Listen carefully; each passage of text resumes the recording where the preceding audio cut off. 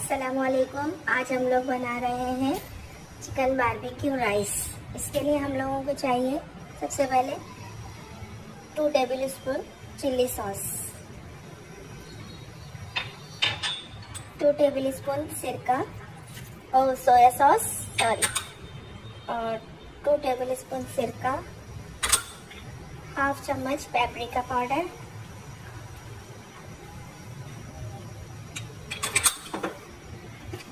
1 spoon salt और अपने test के मुताबिक इसको कम ज़्यादा भी कर सकते हैं। इसमें हम डाल रहे हैं हाफ स्पून वाइट पेपर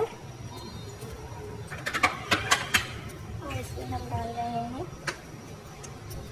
हैं ginger garlic paste 2 table spoon. इसके बाद इसको अच्छी तरीके से मिक्स कर लेंगे। इसको 30 मिनट्स की मैरिनेशन के लिए